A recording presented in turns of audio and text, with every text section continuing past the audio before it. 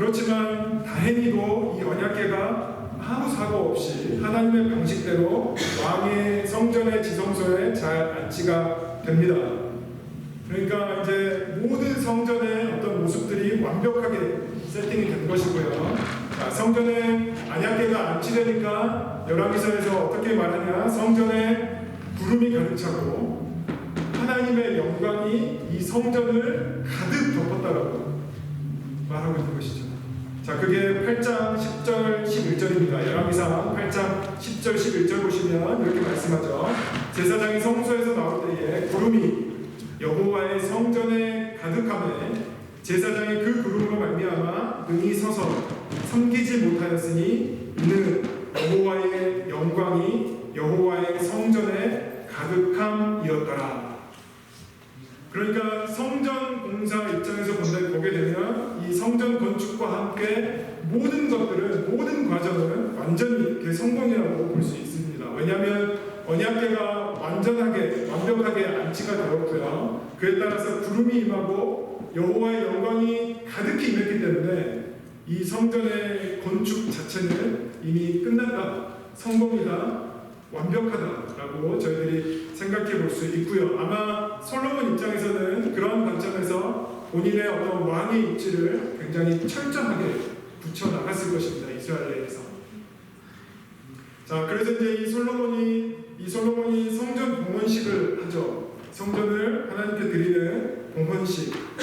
그리고 여전히 여호와의 하나님의 임재와 영광으로 가득 차 있는 이 성전, 그 충만한 그 성전에서 솔로몬이 온 이스라엘 백성들이 모여있는 이 가운데에 그가 하나님께 기도합니다. 그게 8장 22절입니다.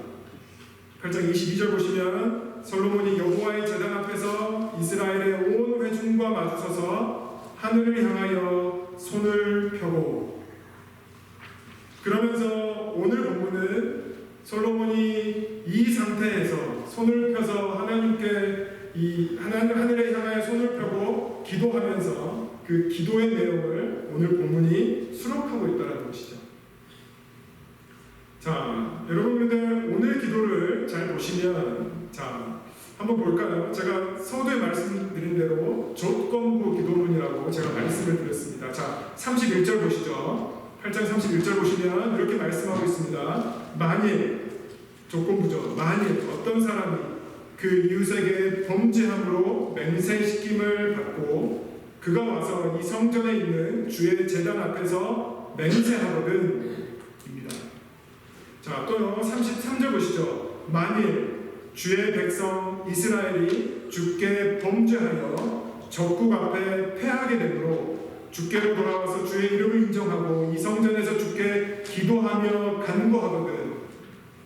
또 35절입니다. 만일 그들이 주께 범죄함으로 말미암아 하늘이 닫히고 비가 없어서 주께 벌을 받을 때에 이곳을 향하여 기도하며 주의 이름을 찬양하고 그들의 죄에서 떠나거든.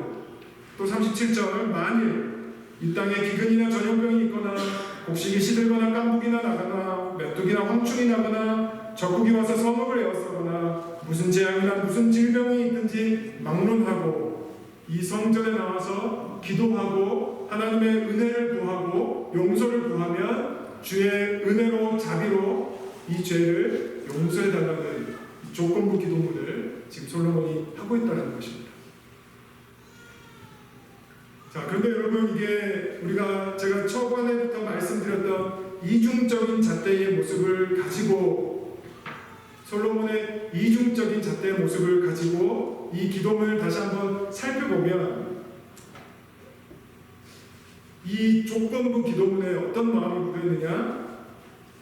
죄를 지을 거야 라는 그런 단정의 마음이 묻어있다는 것이죠.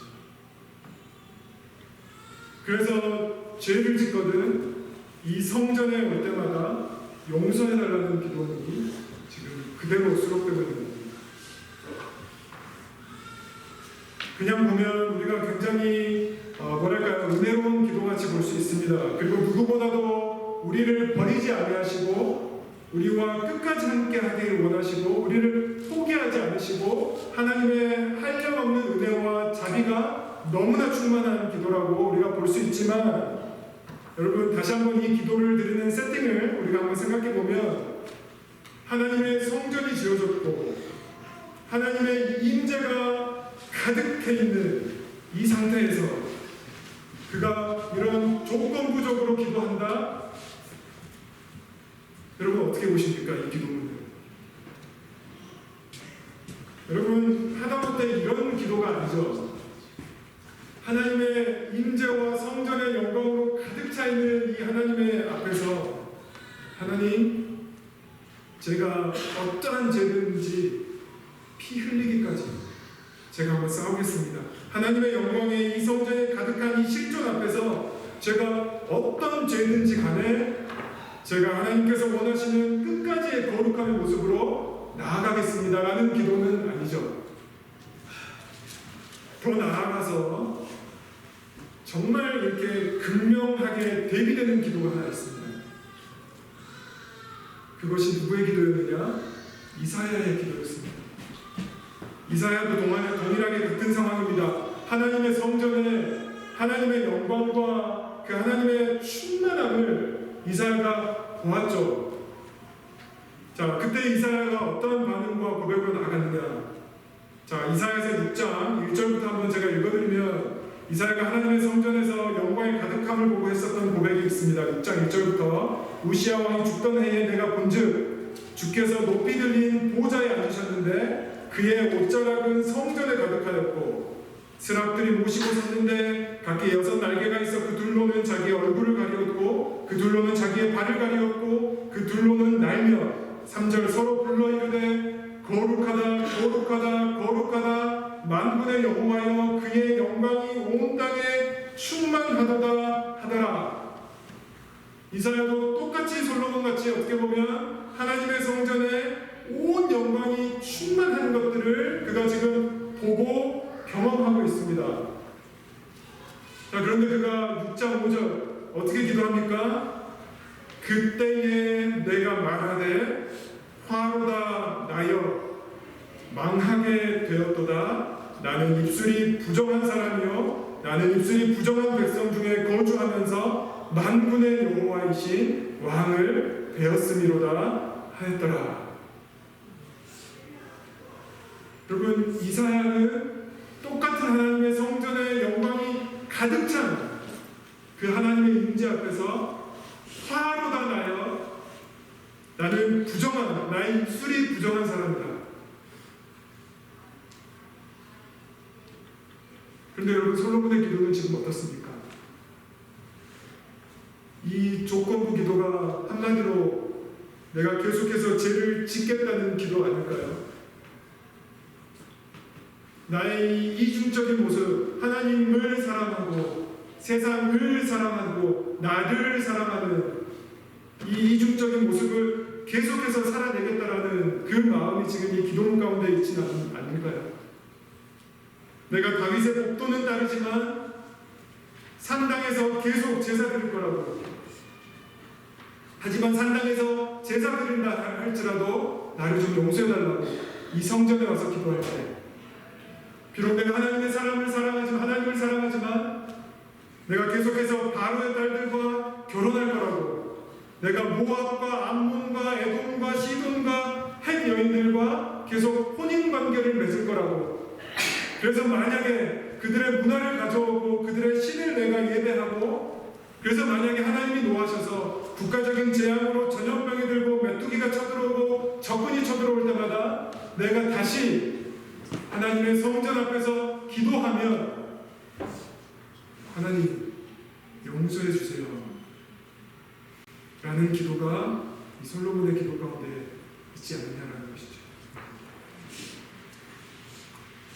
여러분, 이런 솔로몬의 모습이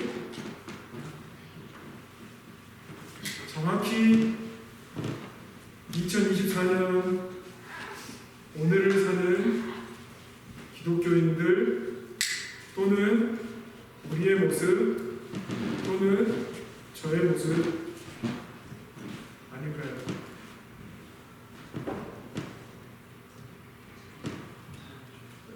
여러분, 그러면 은혜가 무엇입니까? 우리가 가진 이런 솔로몬과 같은 어떤 이중적인 모습이, 연약한 모습이 우리 가운데 있음에도 불구하고, 있다 할지라도 우리가 오늘 발견할 수 있는 은혜가 무엇입니까? 하나님께서는 여전히 그런 솔로몬을 포함한 우리를 사용하셔서 여전히 당신께서는 일을 하고 계신다는 것이 우리가 고백할 수 있는 은혜라는 것이죠. 그 대표적인 예가 무엇이냐?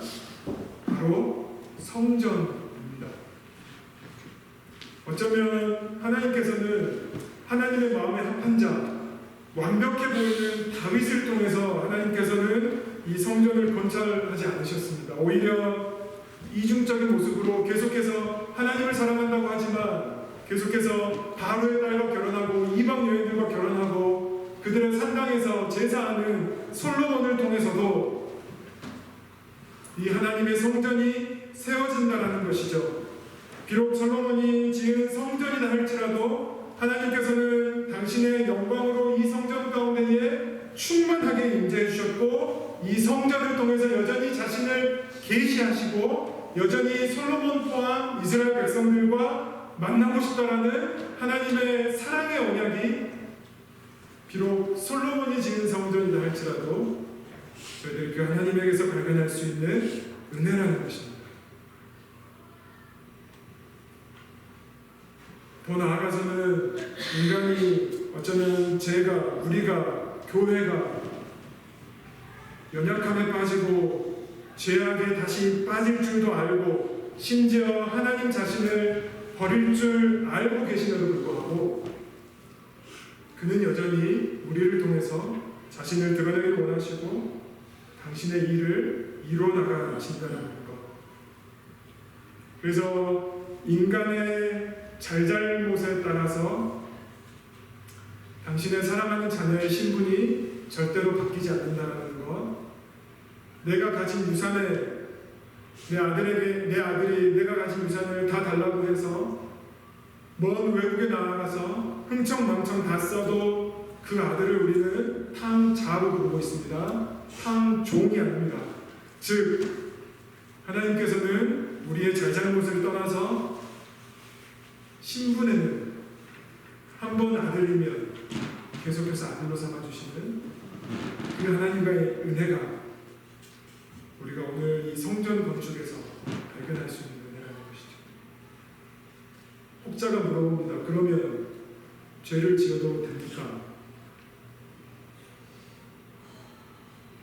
이거는 여러분 어떤 의도인지는 모르겠지만 하나님의 은혜와 사랑에 대해서 그래서 너무나 무지한, 정말 하나님의 사랑과 은혜를 정말 초라하게 값싸게 만들어버린 어떤 그런 분들이 던질 수 있는 질문이 아닐까? 감히 하나님의 이런 은혜를 받았음에도 불구하고 제가 최근에 신방한 분한테 이런 말씀 드렸습니다. 인간이 언제 가장 행복하느냐? 내가 인정받는다고 느낄 때, 특별히 내가 존중받는다고 느낄 때 인간이 가장 행복하다. 근데 그 인정과 존중은 어디서 오느냐? 어디에서 와야만 하느냐? 사람이 아니다. 하나님께 인정받고 존중받는다고 느낄 때 우리 인간은 가장 행복합니다. 우리 너무나 연약하지만 여전히 하나님께서는 부족한 저를 통해서, 부족한 우리를 통해서 당신의 창조의 사역과 그 목적을 여전히 이어가고 계신, 그것이 경험되어질 때 우리는 가장 큰 행복을 경험할 수 있다. 이 자리를 빌어서 우리 신임 안수집사님들께 권면드립니다. 여러분들이 작성하신 안수집사 결의서를 다 읽었습니다. 저를 포함해서 우리 모두가 다 연약합니다. 우리 다 솔로몬과 같은 이중적인 모습이 있죠. 우리 다 연약해 합니다. 그렇지만 하나님은 절대로 약하지 않습니다. 우리는 때로는 무너집니다. 우리가 아무리 지금 결단하고 기도받고 결의한다고 해도 우리는 무너질 수밖에 없습니다. 하지만 우리 하나님께서는 간섭이 되시기 때문에 하나님은 절대로 당신의 일을 멈추지 않으십니다. 그리고 계속해서 우리는 실패할 수 있습니다. 그렇지만 주님께서는 이미 십자가와 부활을 통해서 우리 가운데에 승리를 허락하셨습니다. 우리 사랑하는 안수 집사님들께 간곡히 부탁드립니다. 이 주님 붙잡고 여러분들이 지금 하셨던 헌신과 결단, 여러분 그리고 여러분들의 삶을 통해서 하나님께서 당신의 나라를 반드시 이루어 가신다라는 이 믿음의 고백으로 여러분 한 걸음 한 걸음 나아가시기를 주님의 이름으로 축복합니다. 동일하게 우리 사랑하는 유타 소망교회 성도 여러분들께도 다시 한번 말씀드립니다. 하나님의 뜻대로 부르심을 입은 자, 비록 넘어지고 배반하고 버리고 떠난다 할지라도, 심지어는 이중적인 모습을 가지고 있는다 할지라도 모든 것이 합력하여 선을 이루시는 이 하나님의 신실하신 역사는 부르신 우리의 삶을 통해서 계속되어진다. 여러분 우리 그 하나님만 붙잡고 그 하나님 바라보시면서 결국 나의 인생의 도움은 천지를 지으신 우리 여호와 하나님께 있음을 고백하며 나아가실 수 있는 우리 사랑하는 성도님들 되시기를 주님의 이름으로 축복합니다. 기도하겠습니다. 하나님 감사합니다. 실수하여도 넘어져도 당신을 버린다 할지라도 계속해서 우리 가운데 나타내 주시고 우리 가운데에 함께 해주시고 우리를 붙들어 주시니 감사합니다. 하나님 그 예수 그리스도 저희를 끝까지 붙잡을 수 있는 선하신 믿음의 능력으로 한 걸음 한 걸음 나아갈 수 있는 모두가 되어줄 수 있도록 주님 함께하여 주셔서 다시 한번 저희들의 삶을 통해서 모든 것이 합력하여 선을 이루시는 하나님의 한량없는 은혜와 하나님의 역사와 하나님의 나라가 계속 되어질 수 있도록 주님 함께하여 주시옵소서. 예수 그리스도 이름으로 기도드렸습니다. 아멘. 바로 연이어서 임직식을 하겠습니다. 임직식을 놓고 개인적으로 좀 고민을 많이 했는데 8장 31절에서 40절 말씀 우리 다 같이 자리에 일어나셔서 하나님을 경외하는 마음으로 백글씩 교독하겠습니다. 8장 31절에서 40절 말씀 우리 함께 교독하겠습니다. 만일 어떤 사람이 그 이웃에게 범죄함으로 맹세시킴을 받고 그가 와서 이 성전에 있는 주의 제단 앞에서 맹세하거든 주는 하늘에서 들으시고 범행하시되 죄의 분을 심판하사 악한 자의 죄를 전하여 그 행위대로 그 어리에 돌리시고 의로운 자를 의롭다 하사 그의 의로운 말대로 갚으시옵소서. 만일 주의 백성 이스라엘이 주께 범죄하여 적국 앞에 패하게 되므로 주께로 돌아와서 주의 이름을 인정하고 이 성전에서 주께 기도하며 간구하거든 주는 하늘에서 들으시고 주의 백성 이스라엘의 죄를 사하시고 그들의 조상들에게 주신 땅으로 돌아오게 하옵소서. 만일 그들이 주께 범죄함으로 말미암아 하늘이 닫히고 비가 없어서 주께 벌을 받을 때에 이곳을 향하여 기도하며 주의 이름을 찬양하고 그들의 죄에서 떠나거든 주는 하늘에서 들으사 주의 종들과 주의 백성 이스라엘의 죄를 사하시고 그들이 마땅히 행하여 선한 일을 가르쳐 주시오며 주의 백성에게 기업으로 주신 주의 땅에 비를 내리시옵소서. 만일 이 땅에 기근이나 전염병이 있거나 곡식이 시들거나 깐부기가 나거나 메뚜기나 황충이 나거든 적국이 와서 성읍을 에워싸거나 무슨 재앙이나 무슨 질병이 있든지 막론하고 한 사람이나 혹 주의 온 백성 이스라엘이 각각 자기의 마음에 재앙을 깨닫고 이 성전을 향하여 손을 펴고 무슨 기도나 무슨 간구를 하거든 주는 계신 곳 하늘에서 들으시고 사하시며 각 사람의 마음을 아시오니 그들의 모든 행위대로 행하사 그리하시면 그들이 주께서 우리 조상들에게 주신 땅에서 사는 동안에 항상 주를 경외하리이다. 아멘. 제가 잘못 읽었나요? 다 앉으시고요.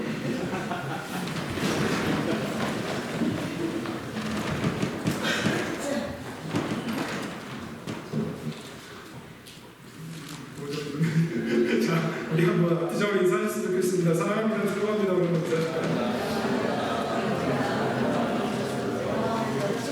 오늘 본문은 이렇게 딱 보시면 조건부 기도문입니다. 여러분 보시면 아시겠지만, 그러니까 내가 이제 만일 죄를 범하면 용서해달라는, 이제 내가 성전에서 와서 이렇게 기도할 테니까 이렇게 용서해달라는 그런 기도문이죠.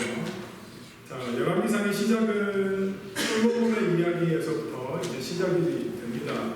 제가 이제 주중 예배 가운데는 몇 번 언급해 드렸는데요.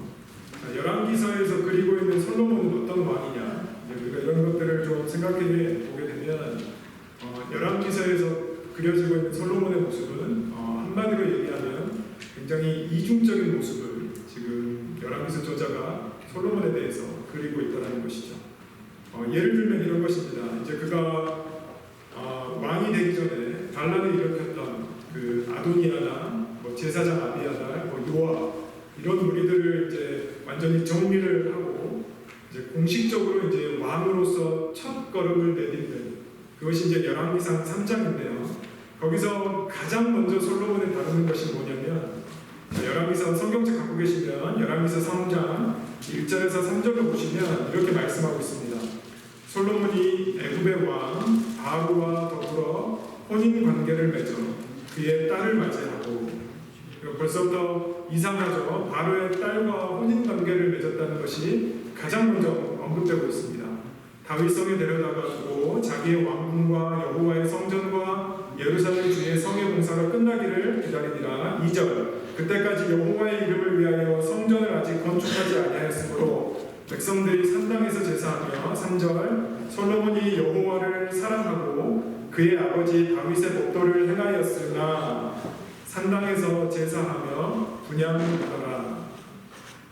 그래서 솔로몬의 첫 왕의 어떤 이 인물로서의 첫 발을 내딛는 이 열왕기서 저자는, 성경은 그 솔로몬을 어떻게 그리고 있냐면 애굽의 왕 바로의 딸과 결혼했고요. 그녀를 자기의 왕궁에 두었고요.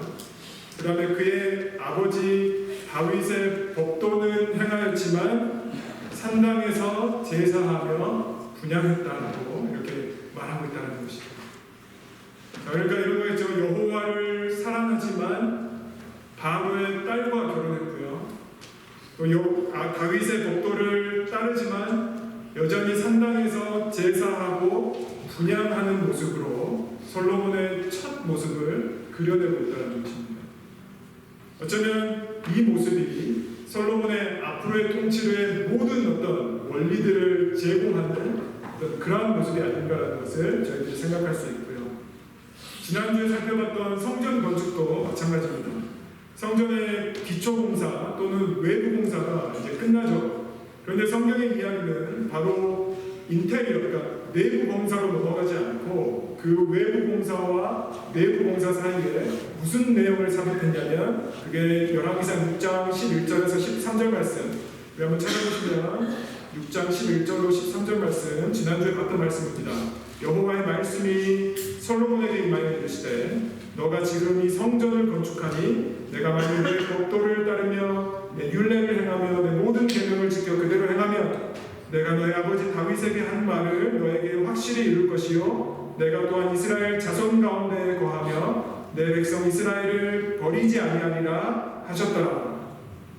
자, 왜 성전을 건축하는 이 과정 가운데에 이 말씀이 중간에 삽입되어 있느냐?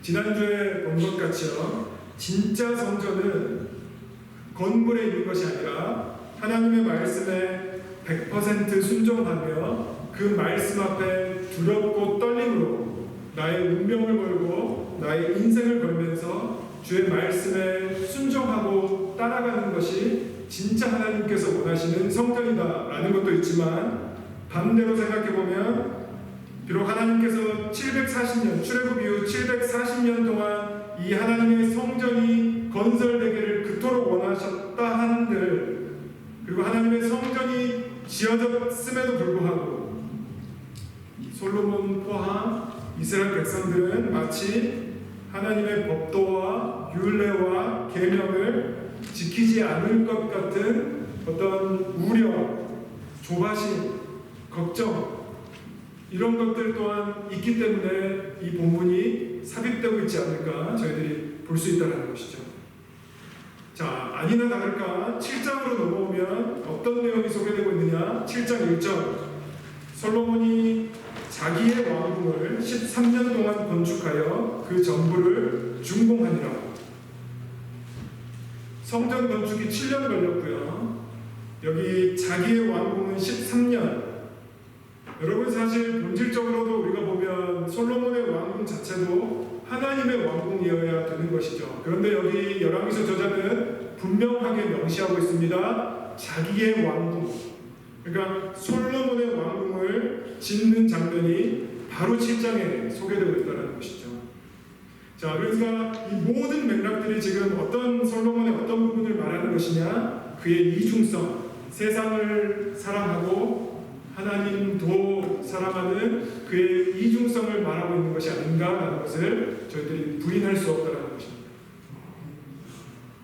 자, 그런 관점에서 보면 오늘 계속 솔로몬의 성전 공사를 마치고 나서 이제 솔로몬이 언약궤를 이제 성전 안에 있는 지성소에 이제 안치를 다 합니다.